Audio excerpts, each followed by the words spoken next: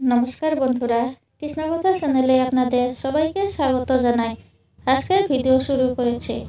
আসুন আজকের ভিডিও শুরু করা যাক। হিন্দু ধর্মে পুজোতে ফুলের বিশেষ গুরুত্ব রয়েছে।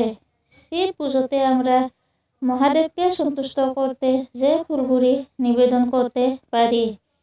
মহাদেবের পছন্দের ফুলের তালিকায় প্রথমে রয়েছে ধতুরা ফুল। আপনি মহাদেবকে পুজোতে শিবরাত্রিতে ধতুরা ফুল মহাদেবকে নিবেদন করতে পারেন। আকন্দ ফুলের মালা অবশ্যই মহাদেবকে দিবেন। এছাড়া যে বেলফুল থেকে বেলফল হয় সেই বেলফুল মহাদেবকে অর্পণ করতে পারেন। তবে এটি কিন্তু সুগন্ধি বেলফুল যেন না হয়। এছাড়া কুশফুল, কণি ফুল এই সকল ফুল মহাদেবকে দেওয়া যায়। সাদা রঙের ফুল মহাদেবকে অর্পণ করবেন। তবে চম্পা এবং কেতকী এই দুটি ফুল শিব পুজোয় নিষিদ্ধ। মহাদেবকে শ্বেত পাতাও অর্পণ করতে পারেন।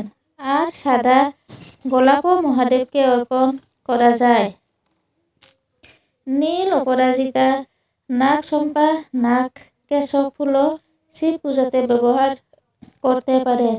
বন্ধুরা, ভিডিওটি ভালো লাগলে অবশ্যই সাবস্ক্রাইব করবেন এবং লাইক, শেয়ার আর কমেন্ট করতে ভুলবেন না। ধন্যবাদ।